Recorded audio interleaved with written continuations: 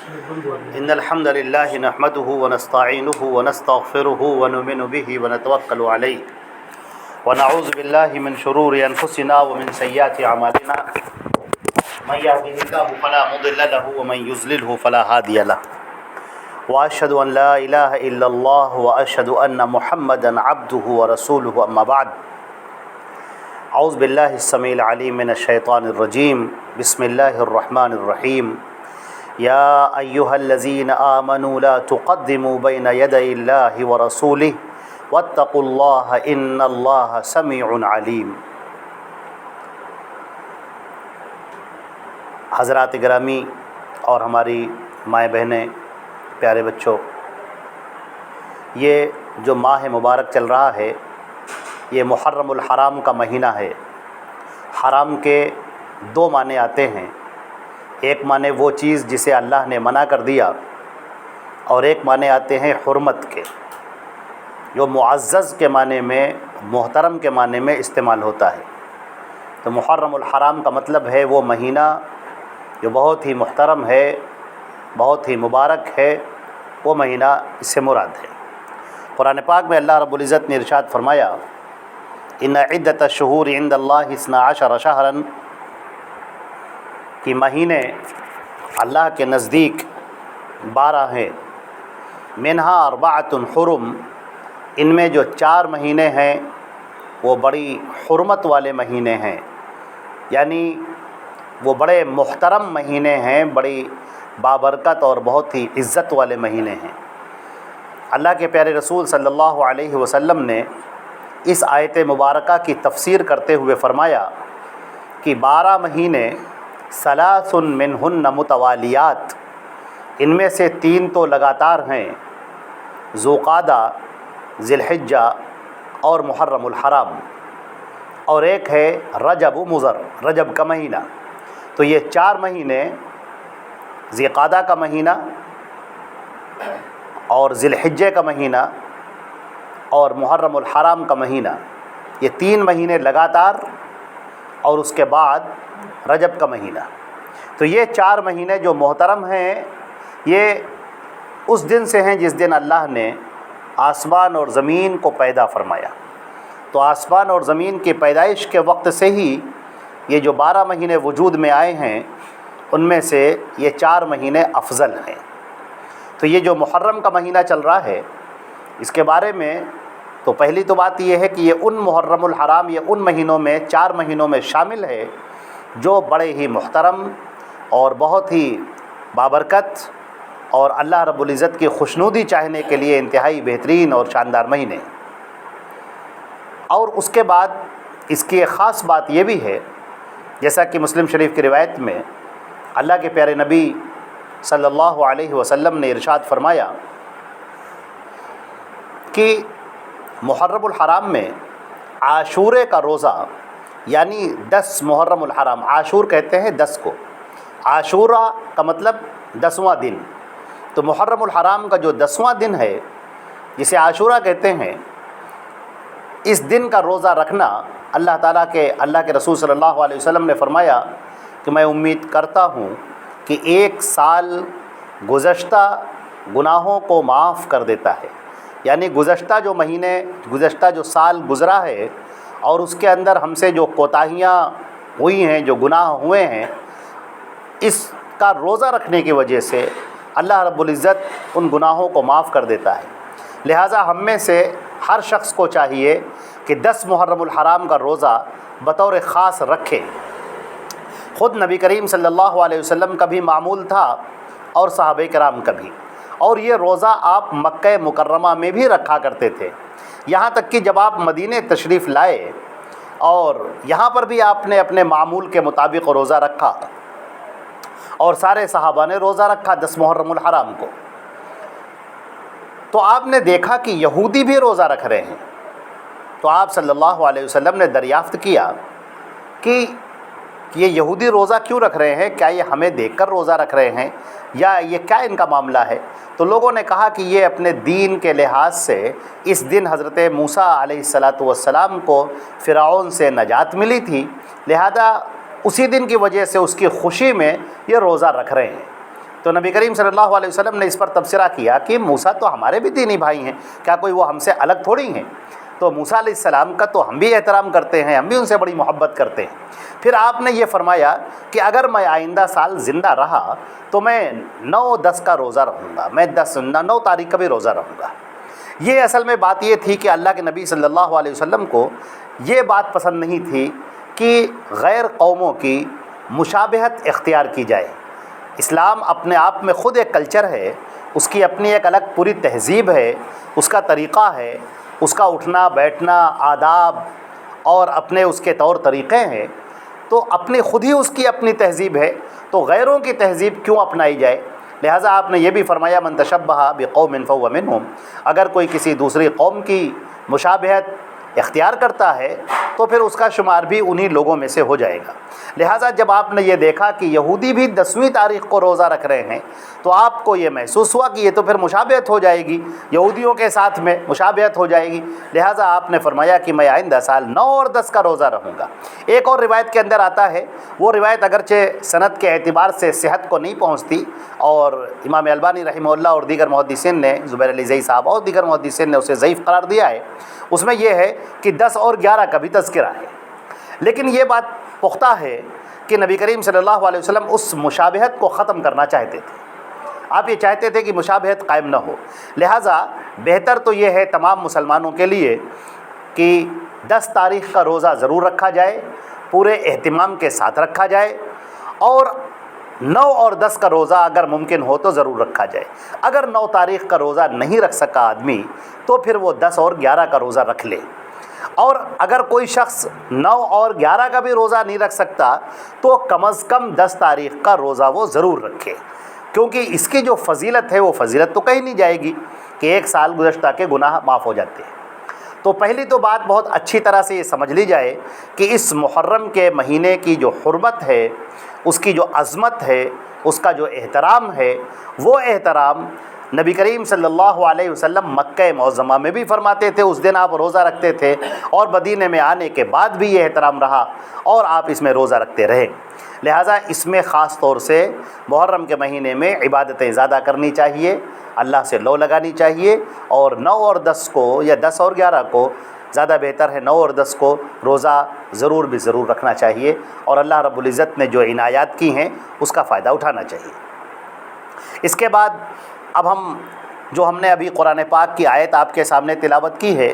وہ آیت سورۃ الحجرات کی ہے، اور سورۃ الحجرات کی یہ آیت اپنے آپ میں بڑی معنی لیے ہوئے ہے، اور خاص طور سے اس کے اندر بڑے معاشرتی احکام کہ انسان سماج میں کیسے زندگی گزارے اور کیسے معاشرے کے اندر رہے، اس کے بڑے احکامات بیان کیے گئے ہیں۔ چنانچہ مسلمانوں کے لیے سب سے پہلے تو حکم یہ ہے کہ اے ایمان والو یا ایھا الذین آمنوا لا تقدموا بین یدی اللہ ورسولہ، اللہ اور اس کے رسول کے آگے نہ بڑھو۔ اس آیت کا مطلب کیا ہے کہ اللہ اور اس کے رسول کے آگے نہ بڑھو؟ اس کا مطلب یہ ہے، آپ غور کر کے دیکھیں کہ اللہ رب العزت نے کچھ احکامات دیے ہیں، احکامات عطا کیے ہیں۔ کچھ طبیعتیں ایسی ہوتی ہیں، جیسے کہ بنی اسرائیل تھے جو بال کی کھال نکالا کرتے تھے اور چیزوں کو اپنے اوپر سخت کر لیتے تھے، اچھے طریقے سے عبادت کرنا انہیں پسند نہیں آتا تھا، شور کرنا، غوغا کرنا، بے جا مصیبتیں اپنے اوپر اختیار کر لینا، یہ ان کے اندر پایا جاتا تھا۔ مثال کے طور پر نبی کریم صلی اللہ علیہ وسلم نے ایک شخص کو دیکھا کہ وہ انتہائی ضعیفی کے عالم میں، بڑھاپے کے عالم میں گھسٹ کر چل رہا ہے، اور اپنا ہاتھ دو اس کے بیٹے ہیں ان کے کاندھوں پر رکھ کر پیدل کسی طریقے سے گھسٹتا ہوا آ رہا ہے۔ تو اللہ کے نبی صلی اللہ علیہ وسلم نے پوچھا کہ اسے کیا ہوا ہے، اتنی سواریاں موجود ہیں، کسی سواری پر سوار ہو جاتا ہے، پیدل کیوں آ رہا ہے؟ تو لوگوں نے بتایا کہ اس نے نظر مانی ہے کہ میں پیدل خانہ کعبہ تک جاؤں گا، لہٰذا یہ اپنے گھر سے پیدل اسی طرح سے بیچارہ چلا آ رہا ہے، چونکہ بڑھاپے کا عالم ہے تو پیر اس کے گھسٹ رہے ہیں اور چل نہیں پا رہا ہے، پیر سوج گئے ہیں تو چلتا۔ آپ صلی اللہ علیہ وسلم نے کہا کہ اس سے کہو کہ یہ سواری پر سوار ہو کر آئے، اطمینان سے بیٹھ جائے، سواری کرے۔ اللہ رب العزت کو کسی کو مشقت میں ڈالنا پسندیدہ نہیں۔ کوئی آدمی زبردستی اپنے آپ کو مشقت میں ڈالے، اپنے آپ کو پریشانی میں ڈالے، یہ چیز اللہ کو پسندیدہ نہیں ہے۔ اسی طریقے سے ہم یہ دیکھتے ہیں کہ بہت سارے لوگ جو اسلامی احکام ہوتے ہیں ان احکام میں بہت ساری چیزیں اپنی طرف سے گڑھ لیتے ہیں اور اپنی طرف سے شرطیں بنا لیتے ہیں، اپنی طرف سے طور طریقے بنا لیتے ہیں۔ ابھی ہم آپ کو بتائیں کہ ایک صاحب کو میں نے دیکھا کہ جو وضو کرنے کے لیے جا رہے تھے تو اب انہوں نے کہا کہ لوٹا لاؤ کہیں سے، تو اب لوٹا کہاں ملے، لوٹا نہیں مل رہا تھا، تو انہوں نے کہا کہ نہیں لوٹا نہیں ہے تو پھر کوئی برتن لاؤ۔ تو خیر ایک ڈھونڈ ڈھانڈ کے ایک پتیلا سا لایا گیا جس میں پانی بھرا گیا، پھر انہوں نے ٹوپی نکالی جو جیب میں ان کے رکھی ہوئی تھی، کنگھا کیا اور پھر اس ٹوپی کو لگایا اور اس کے بعد پھر انہوں نے وضو کرنا شروع کیا۔ اب جو وضو ہو رہا ہے وہ انتہائی عجیب طریقے سے وضو ہو رہا ہے، پانی کا لینا، پانی کا صحیح استعمال نہ کرنا، جو سنت کا طریقہ ہے اس کے مطابق نہیں، اب اس میں مبالغہ کرنا۔ چہرہ دھویا تو ایسا لگ رہا ہے کہ 3 مرتبہ چہرہ دھونے پر ان کو ایسا لگ رہا ہے کہ نہیں ابھی چہرہ صاف ہوا نہیں ہے، لہذا اس کو اور طریقے سے پانی سے، پھر ان کو ایسا لگ رہا ہے کہ پیشانی کے بال ابھی بھیگے نہیں ہیں، لہذا پیشانی کے بال چھو کر وہ چیک کر رہے ہیں، اس کو کرتے ہوئے چلے جا رہے ہیں، اس کے بعد فارغ ہوتے ہیں۔ اب آپ دیکھیں کہ پانی موجود ہے، ٹوٹی لگی ہوئی ہے، نل لگا ہوا ہے، دن بھر آدمی پانی استعمال کرتا ہے نہانے کے لیے، کپڑا دھلنے کے لیے، برتن دھونے کے لیے، لیکن نہیں، اب انہوں نے لازم کر رکھا ہے کہ نہیں وضو کیا جائے گا تو لوٹے سے ہی کیا جائے گا، وضو کیا جائے گا تو برتن سے ہی کیا جائے گا، یا اسی طریقے سے اپنے اوپر وہ سختیاں عائد کر لینا جو نبی کریم صلی اللہ علیہ وسلم نے نہیں فرمائی ہیں۔ بعض لوگ جان بوجھ کر گرمی کے مہینے میں، گرمی ہو رہی سخت، پنکھا بند کر کے نماز پڑھتے ہیں مصلی پر، اور یہ سوچ کر کہ جتنا ہمارا پسینہ بہے گا، جتنی ہماری ہم کو مشقت ہوگی اتنا ہی ہمارا ثواب زیادہ ہوگا۔ یہ غلط بات ہے،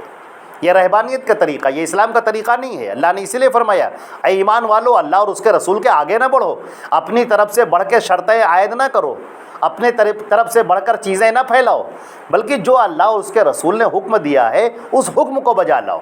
جس طریقے پر حکم دیا ہے اس طریقے پر بجا لاؤ۔ اب پنکھا موجود ہے، آپ لائٹ چلی جائے تو کوئی بات نہیں، لیکن اگر لائٹ موجود ہے تو آپ آرام سے پنکھا چلائیں، اس کے نیچے کھڑے ہوں، آرام سے بہترین طریقے سے آپ نماز پڑھیں، اطمینان کے ساتھ میں نماز پڑھیں، سکون کے ساتھ میں نماز پڑھیں۔ یہ ایک سوچنا کہ مثال کے طور پر گرمی کا مہینہ ہے اور مسجد کے اندر آدمی نماز پڑھ رہا ہے تو جان بوجھ کر دھوپ میں جا کر نماز پڑھے کہ تاکہ ہمارے پیر جلیں، ہمارا بدن جلے، ہمارا پسینہ نکلے اور ہم مشقت کے ساتھ نماز پڑھیں۔ باقی لوگ تو اے سی میں نماز پڑھ رہے ہیں، کوئی پنکھے میں نماز پڑھ رہا ہے، اور ہم تو پریشانی کے ساتھ نماز پڑھ رہے ہیں، تو ہم کو ثواب زیادہ ملے گا۔ ہم پسینہ بہا رہے ہیں، دھوپ کھا رہے ہیں، بدن میرا جلا جا رہا ہے اور ہم اس طرح سے عبادت کر رہے ہیں، تو وہ گمان کر رہا ہے کہ مجھے عبادت کا ثواب زیادہ ملے گا، میری نماز کا ثواب زیادہ ملے گا، اور جو لوگ پنکھے میں یا اے سی میں نماز پڑھ رہے ہیں ان کو اتنا ثواب نہیں ملے گا۔ یہ غلط بات ہے،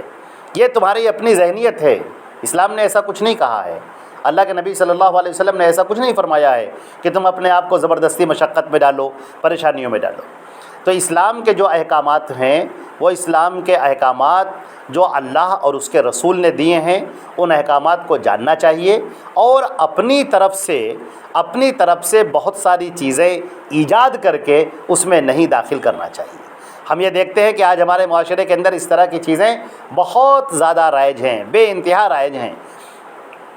اور لوگ یہ سمجھتے ہیں کہ غالباً یہی ہمارا دین ہے، یہی ہمارا طریقہ ہے اور یہی چیز ہے۔ مثال کے طور پر ایک چیز ہم نے اور دیکھا کہ بعض لوگ مجلس میں بیٹھتے ہیں اور بالکل خاموش، بالکل چپ ہیں، لوگ باتیں کر رہے ہیں، گھر کے اندر آپ موجود ہیں، بیوی ہیں، بچے ہیں، گھر والے ہیں، لیکن نہیں، اب آدمی بالکل اپنے اوپر بزرگی طاری کیے ہوئے ہے، بالکل خاموش بیٹھا ہوا ہے اور ذکر و اذکار میں چپ چاپ لگا ہوا ہے، نہ بیوی سے کوئی مطلب ہے، نہ بچوں سے کوئی مطلب ہے، نہ گھر کے دیگر افراد سے کچھ مطلب ہے، نہ ماں باپ سے مطلب ہے، نہ بھائی بہن سے مطلب ہے۔ یہ کون سی بزرگی ہے، یہ کون سا تقویٰ ہے آپ کا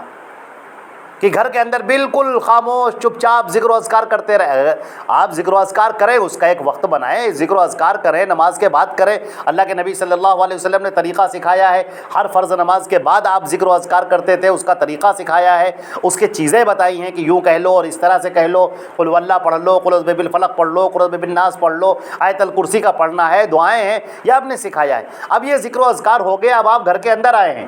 جب آپ گھر کے اندر آئے ہیں، اب آپ کے بچے ہیں، آپ کی بیوی ہیں، آپ ان سے باتیں کیجئے، ان کی دل جوئی کیجئے، ان سے گفتگو کیجئے۔ آج کل موبائل کا بھی بڑا کلچر پھیلا ہوا ہے، گھر کے اندر ہر آدمی بیٹھا ہے اور ہر آدمی اپنے اپنے موبائل میں بزی ہے، شوہر الگ اپنا موبائل دیکھ رہا ہے، بیوی الگ دیکھ رہی ہے، بچے الگ دیکھ رہے ہیں، ایک گھر کے اندر ہوتے ہوئے بھی ایک دوسرے سے دور ہے۔ نہ باپ کو فکر ہے کہ اس کے بچوں کے اخلاق کیا ہو رہے ہیں، نہ بچوں کو فکر ہے کہ ماں اور باپ کی کچھ خدمت کر لی جائے، کچھ باتیں کر لی جائے، نہ شوہر کو فکر ہے کہ بیوی کا بھی کچھ حق ہے اسے دل جوئی کر لی جائے، نہ بیوی کو اس کو فکر ہے کہ وہ شوہر کے پاس بیٹھے کوئی اچھی باتیں کرے۔ تو یہ جو چیزیں ہمارے معاشرے میں عام ہو رہی ہیں، یہ اسلامی طریقے سے ہٹ کر ہیں اور دین کے طریقے سے ہٹ کر ہیں۔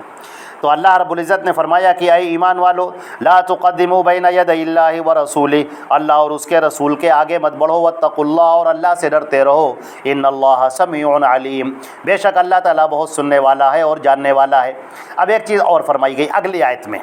یہ آیت نمبر 2، یا ایھا الذین آمنوا لا ترفعوا اصواتکم فوق صوت النبی، اے ایمان والو اپنی آواز کو نبی کی آواز پر بلند مت کرو، ولا تجہروا لہ بالقول، اور گفتگو میں ان کو زور زور سے چیخ چیخ کر مت کرو، کجہر بعضکم لبعض، اور جیسے کہ تم آپس میں ایک دوسرے کو چیخ چیخ کر پکارتے ہو، ان تحبط اعمالکم وانتم لا تشعرون، کہیں ایسا نہ ہو کہ تمہارے اعمال برباد ہو جائے اور تمہیں اس کا پتہ بھی نہ چلے۔ اب یہاں پر دیکھنے کی بات یہ ہے کہ ایک ادب سکھایا جا رہا ہے، اور یہ ادب جو امت کو سکھایا جا رہا ہے پہلے نبی کے لیے، اور پھر نبی کے واسطے سے ہر چھوٹا اپنے بڑے کا اسی طرح سے ادب کرے۔ اس ادب میں کیا ہے کہ اپنی آواز کو اپنے سے بڑے کی آواز پر بلند نہ کرے۔ آپ بیٹے ہیں، آپ کی آواز آپ کی باپ کی آواز سے، آپ کی ماں کی آواز سے بلند نہ ہونے پائے۔ شاگرد ہے تو استاد سے آواز کو بلند نہ کریں۔ کوئی بھی بوڑھا شخص ہے جو آپ سے عمر میں بڑا ہے، عہدے میں بڑا ہے، منصب میں بڑا ہے، تو اس کا ادب کریں، اس کا احترام کریں۔ تو یہ تو ایک تو نبی کا حق ہے، نبی کے حق میں تو خیر کیا کہنے، نبی کی بات پر اپنی بات کو بڑھا کر نہ پیش کرے۔ نبی کا جو فیصلہ ہے وہ آخری فیصلہ ہوگا۔ اب نبی نے جو فیصلہ کر دیا، اس فیصلے کے بعد میں پھر کسی کے فیصلے کی طرف دیکھنے کی ضرورت نہیں، نہ کسی مولانا کی، نہ کسی عالم کی، نہ کسی امام کی، نہ کسی پیر کی، نہ کسی شہید کی، کسی کی طرف دیکھنے کی کوئی ضرورت نہیں۔ اللہ کے رسول کا فیصلہ بالکل قول فیصل ہے اور وہ آخری ہے۔ اور دوسری بات، پکارو مت زور زور سے، چیخ چیخ کر، یہ جو پکارنا ہے یہ طریقہ اللہ کو ناپسند ہے، یہ طریقہ اللہ رب العزت نے اس بات کو ناپسند کیا ہے۔ دوسری جگہ پر قرآن پاک میں سورہ مومنون کے اندر بھی یہ بات ارشاد فرمائی گئی کہ ان انکر الاصوات لصوت الحمیر، کہ سب سے بھدی آواز جو ہے وہ گدھے کی آواز ہے۔ گدھے کا رینکنا کس طرح سے پایا جاتا ہے، تو اپنی آواز ملائم بناؤ، شائستہ رکھو، سلیس رکھو، ایسی آواز رکھو جو دلوں کے اندر اتر جانے والی ہو۔ چیخنا، چلانا، پکارنا، ڈانٹنا، ہر وقت تیوریاں چڑھائے رکھنا، یہ کوئی اچھی بات نہیں۔ تو بڑوں کے ساتھ میں یہ ادب اختیار کرنا ہے۔ اور یہ بھی فرمایا گیا کہ اگر نبی کے ساتھ میں تم نے یہ گستاخی کی، نبی کے قول پر اپنے قول کو بلند کیا اور نبی کی بات کو سائیڈ لائن کیا، تو تمہارے اعمال ضائع ہو جائیں گے اور تمہیں پتہ بھی نہیں چلے گا، تم کچھ لے کر نہیں جاؤ گے، سارے اعمال تمہارے منہ پر مار دیے جائیں گے۔ لہذا اس بات کا بڑا خیال رکھو، نبی کی رسالت کو اور ان کے مقام اور ان کے مرتبے کو پہچانو۔ اگلی آیت جو اس کے آگے ہے،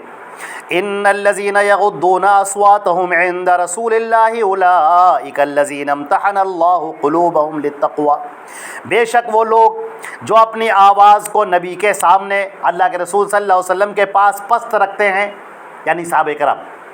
بے شک وہ لوگ جو اپنی آواز کو رسول اللہ صلی اللہ علیہ وسلم کی آواز کے سامنے پست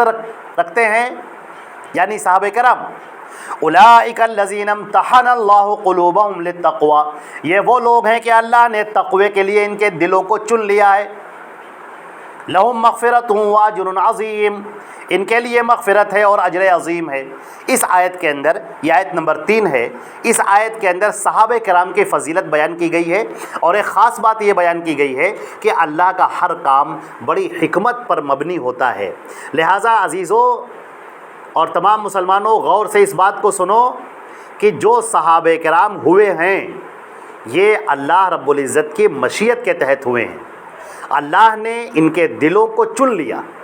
اور ایمان سے ان کے سینوں کو مزین کیا، اور تب یہ اللہ کے رسول پر ایمان لائے اور ان کے ہاتھ پر بیعت کی اور آپ کے ساتھ لگے رہے، آپ کے اوپر اپنی جانیں نچھاور کی، آپ کے لیے اپنے گھر بار کو چھوڑ دیا اور اپنے آپ کی بھی پرواہ نہ کی آپ صلی اللہ علیہ وسلم کے لیے، یہاں تک کہ آپ کی حفاظت کے لیے ڈٹ گئے۔ اور جب آپ کا اللہ کے پیارے رسول صلی اللہ علیہ وسلم کی وفات ہو گئی، جب آپ کا انتقال ہو گیا، تو یہی صحابہ کرام تھے جنہوں نے نبی کریم صلی اللہ علیہ وسلم سے سیکھی ہوئی چیزوں کو، سیکھے ہوئے دین کو آگے پہنچایا اور آگے بڑھایا۔ واضح رہے کہ آج بہت سارے لوگ اس طرح سے بھی ہیں جو صحابہ کرام کو مطعون کرتے ہیں اور ان کی شخصیت کو داغدار کرتے ہیں اور امت کی نگاہ میں ان کے مقام اور مرتبے کو گرا دینا چاہتے ہیں۔ عزیزان محترم، اگر یہ صحابہ کرام کی عزتیں باقی نہ رہیں تو یہ دین اسلام بھی باقی نہ رہے گا، کیونکہ جو بھی دین آیا ہے وہ صحابہ کرام کے تھرو آیا ہے، صحابہ کرام اس کا واسطہ ہیں، انہوں نے ہی نبی کریم صلی اللہ علیہ وسلم کی باتوں کو ہم تک پہنچایا ہے۔ اگر یہ لوگ خائن ہو گئے، بے ایمان ہو گئے، بے ضمیر ہو گئے، دنیا پرست ہو گئے اور دنیا کے لیے لڑنے والے ہو گئے تو ظاہر سی بات ہے کہ پھر دین کا کیا بنے گا، کیسے ان کے اوپر بھروسہ کیا جائے گا۔ لہٰذا شیطان مردود نے ذہن کے اندر اس طرح کی بہت ساری باتیں ڈالی ہیں کہ لوگ صحابہ کرام سے دور ہونا شروع ہو جائیں، متنفر ہونا شروع ہو جائیں۔ آپ یاد رکھیں، حدیثوں کے سب سے پہلے راوی صحابہ کرام ہیں، لہذا ان کی عزت، ان کے مرتبے اور ان کے مقام کا ہمیشہ خیال رکھنا چاہیے۔ ان کے لیے اللہ نے فرمایا لہم مغفرۃ و اجر عظیم، ان کے لیے مغفرت ہے اور اجر عظیم ہے، اور ایک جگہ پر فرمایا رضی اللہ عنہم ورضوا عنہ، یہ لوگ اللہ سے راضی ہو گئے اور اللہ ان سے راضی ہو گیا۔ اور صحابہ کرام کی بڑی بہت زیادہ فضیلتیں ہیں، جن میں سے نبی کریم صلی اللہ علیہ وسلم کی ایک حدیث آپ کے سامنے ہم پڑھتے ہیں۔ اللہ کے نبی صلی اللہ علیہ وسلم نے فرمایا کہ کوئی بھی تم میں سے میرے صحابہ کو برا بھلا نہ کہے، اگر تم میں کوئی ایک مٹھی بھر جو بھی صدقہ کرے گا تو وہ ان کے، آج تم میں سے کوئی احد پہاڑ کے برابر بھی صدقہ کرے گا تو صحابہ کرام کے مٹھی بھر جو صدقہ کرنے کے برابر نہیں ہو سکتا۔ یعنی اگر ہم میں سے کوئی احد پہاڑ، بہت بڑا پہاڑ ہے، بڑی دور اس کی جو ہے اس کی شرنکھلا چلی گئی ہے بہت دور تک، اگر کوئی اس احد پہاڑ کے برابر آج صدقہ کرے تو وہ صدقہ اور صحابہ کرام نے جو ایک مٹھی بھر جو صدقہ کیا ہے وہ اس کے برابر نہیں ہو سکتا۔ صحابہ کرام کا پلڑا بھاری رہے گا، کیونکہ وہ انہوں نے نبی کریم صلی اللہ علیہ وسلم کو دیکھا، ان کے تربیت میں رہے، ان سے ایمان حاصل کیا۔ ان الذين ينادونك من وراء الحجرات اکثرهم لا يعقلون، بے شک وہ لوگ جو آپ کو دروازے کے پیچھے سے پکارتے ہیں اکثر لوگ عقل نہیں رکھتے۔ بعض صحابہ کرام آتے تھے جو بدو صحابہ تھے، جو جنہیں ہم بدو صحابہ کہتے ہیں، ان بدو صحابہ سے اکثر کوئی روایتیں مروی نہیں ہیں، اور یہ لوگ بیچارے بڑے سیدھے سادے ہوتے تھے لیکن ایمان کے بڑے پختہ ہوتے تھے، ایمان کے بہت مضبوط ہوتے تھے، لیکن چونکہ ان کے پاس وہ تہذیب نہیں ہوتی تھی تو بسا اوقات ایسا ہوتا تھا کہ اللہ کے رسول گھر میں آرام فرما رہے ہیں تو یہ باہر سے چیخ چیخ کر یا محمد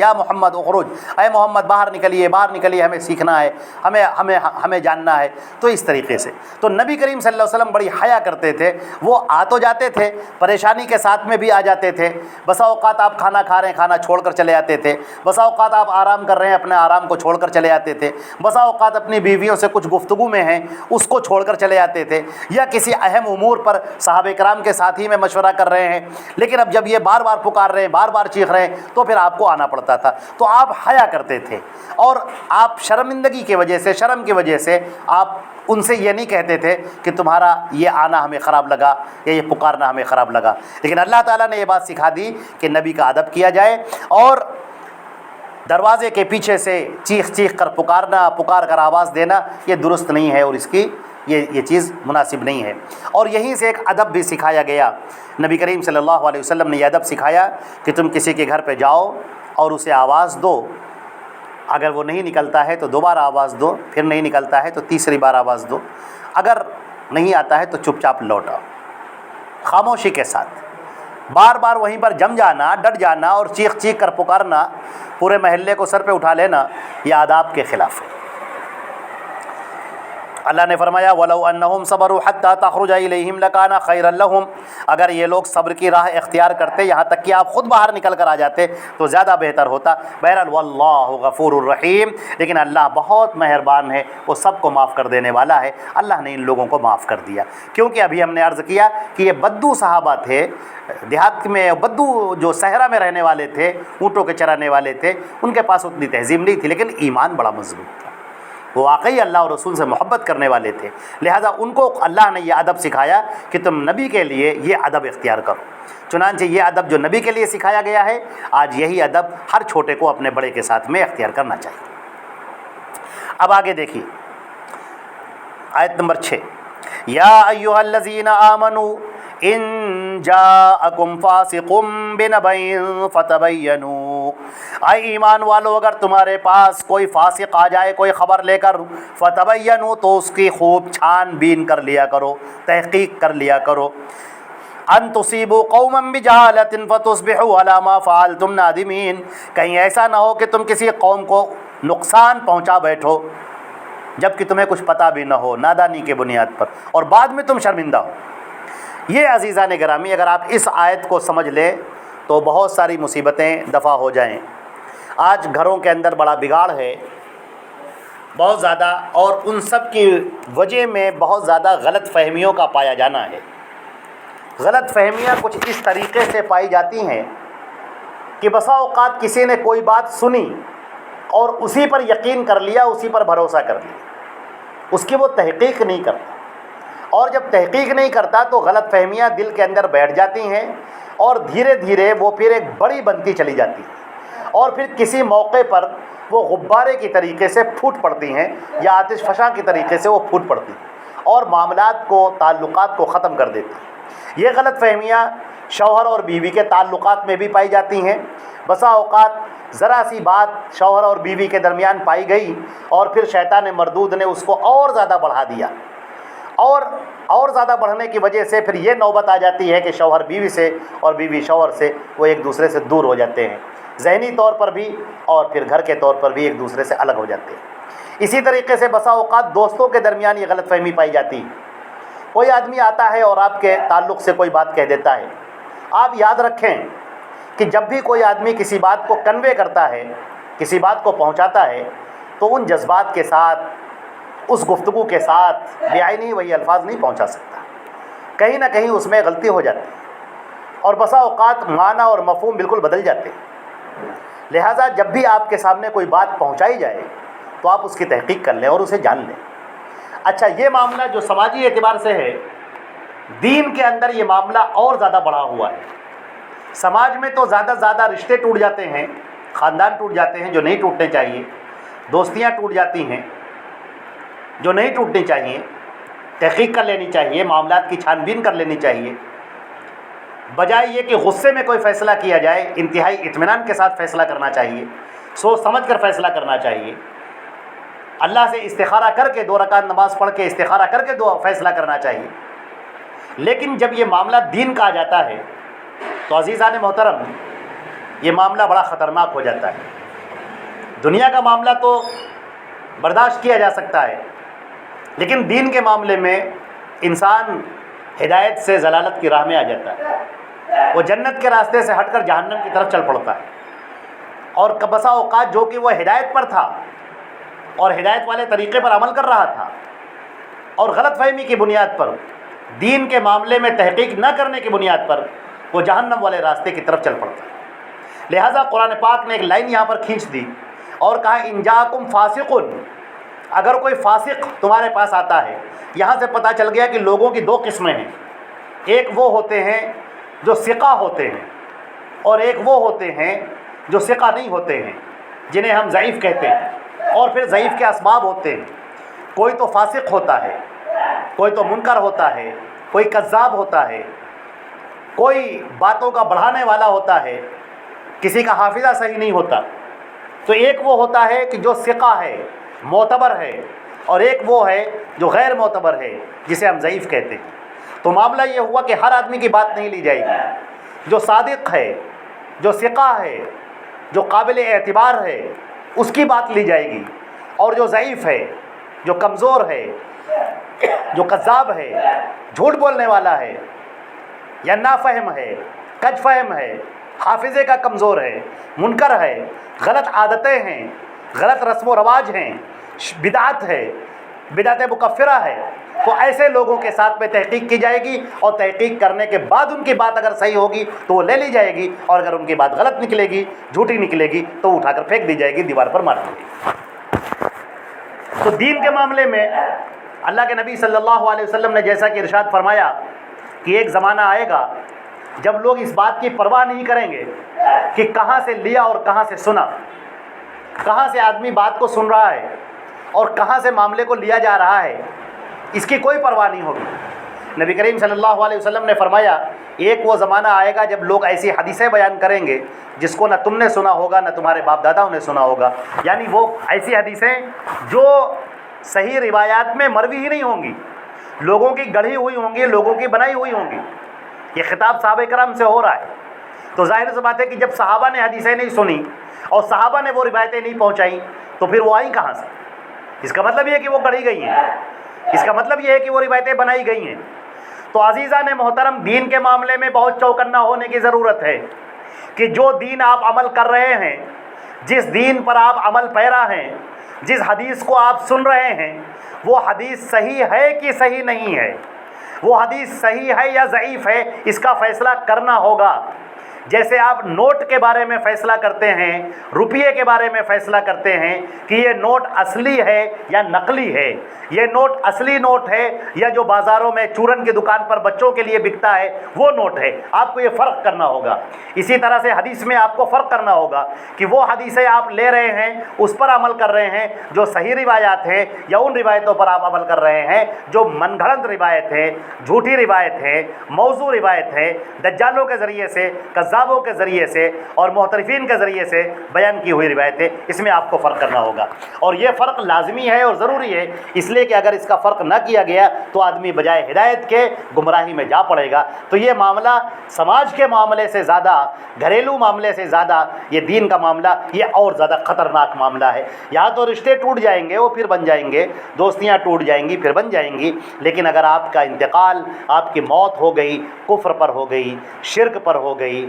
گمراہیوں پر ہو گئی، تو پھر کون ضمانت لے گا؟ پھر اللہ تعالیٰ تو شرک کو معاف نہیں کرے گا اگر اسی حالت میں انسان مر گیا ہے۔ ان اللہ لا یغفر ان یشرک بہ ویغفر ما دون ذلک لمن یشاء۔ لہٰذا اللہ نے یہ حکم دیا ہے کہ اللہ نے تمہیں عقل بخشی ہے، لہٰذا اپنی اس عقل کا استعمال کرو۔ اللہ نے تمہیں صلاحیت دی ہے، ان صلاحیتوں کا استعمال کرو، اور حدیثیں وہ لو جو بالکل صحیح روایات ہیں، سب سے صحیح باتیں وہ لو جو قرآن پاک کی باتیں ہیں اور اللہ کے پیارے رسول حضرت محمد مصطفیٰ صلی اللہ علیہ وسلم کی صحیح احادیث ہیں، اور ان سے جو مروی دین ہے اسی دین کو اختیار کریں۔ لوگوں کے بنائے ہوئے طور طریقوں کو، لوگوں کے بنائے ہوئے جاہلی رسم و رواج کو، لوگوں کی گڑھی ہوئی روایتوں اور حدیثوں کو آپ بالکل نہ لیں، اسے اٹھا کر پھینک دیں۔ تو یہ بات ارشاد فرمائی گئی، اور یہ بھی فرمایا گیا کہ بسا اوقات ایسا ہوتا ہے کہ آدمی اگر تحقیق نہیں کرتا ہے تو نقصان کر بیٹھتا ہے، پھر جب وہ نقصان کر بھی جہالت، اپنی جہالت کی وجہ سے، نافہمی اور کم فہمی کی بنیاد پر وہ نقصان کر بیٹھتا ہے اور پھر بعد میں بہت شرمندہ ہوتا ہے۔ اللہ نے فرمایا، اب ہم ان چیزوں کو چھوڑ کر ایک اور حکم بیان کیے دے رہے ہیں۔ ان آیتوں کو میں درمیان میں بہت سارے احکامات ہیں اور سب بہت اچھے احکامات ہیں، ظاہر سی بات ہے ہمارے لیے بہت زیادہ ضروری ہیں۔ ایک ہم آیت پڑھنا چاہ رہے ہیں، یہ آیت نمبر 11 ہے کہ اے ایمان والو، یا ایھا الذین آمنوا لا یسخر قوم من قوم عسى ان یکونوا خیرا منهم ولا نساء من نساء عسى ان يكن خيرا منهن ولا تلمزوا انفسكم ولا تنابزوا بالالقاب بئس الاسم الفسوق بعد الايمان ومن لم يتب فاولئك هم الظالمون۔ اے ایمان والو، تم میں سے کوئی ایک قوم دوسرے قوم کا مذاق نہ اڑائے، ہو سکتا ہے تم جن کا مذاق اڑا رہے ہو وہ تم سے بہتر ہوں، اور عورتیں آپس میں ایک دوسرے کا مذاق نہ اڑائیں، ہو سکتا ہے تم جن کا مذاق اڑا رہی ہو وہ تم سے بہتر ہوں، اور ایک دوسرے کو برے ناموں سے مت پکارو، برے القاب سے مت پکارو، اس لیے کہ ایمان لانے کے بعد سب سے برا کام یہی ہے، اور اگر کسی نے اس پر توبہ نہ کی تو پھر وہ ظالموں میں سے ہو جائے گا۔ اے ایمان والو، یا ایھا الذین آمنوا اجتنبوا کثیرا من الظن، اے ایمان والو تم زیادہ شک سے پرہیز کیا کرو، شک کی مزاج نہ بنو، شک نہ کیا کرو، ان بعض الظن اسم، اس لیے کہ بعض شک کرنا گناہ کے درجے میں پہنچ جاتا ہے۔ ولا تجسسوا، اور ایک دوسرے کی جاسوسی مت کیا کرو، ایک دوسرے کے ٹوہ میں مت لگا رہا کرو۔ ولا یغتب بعضکم بعضا، اور تم میں سے کوئی ایک دوسرے کی غیبت نہ کرے۔ ایحب احدکم ان یاکل لحم اخیہ میتا، کیا تم میں سے کوئی یہ پسند کرے گا کہ اپنے مردار بھائی کا گوشت کھائے؟ فکریتم، یہ بات تم کو کتنی ناپسند ہوگی۔ واتقوا اللہ، اور اللہ سے ڈرو، ان اللہ تواب الرحیم، بے شک اللہ رب العزت بہت زیادہ توبہ قبول کرنے والا اور بہت زیادہ رحمت کرنے والا ہے۔ یہاں پر ایک جو لفظ آئے ہیں کہ ایک دوسرے کی غیبت نہ کرو، کسی کے ٹوہ میں نہ پڑو،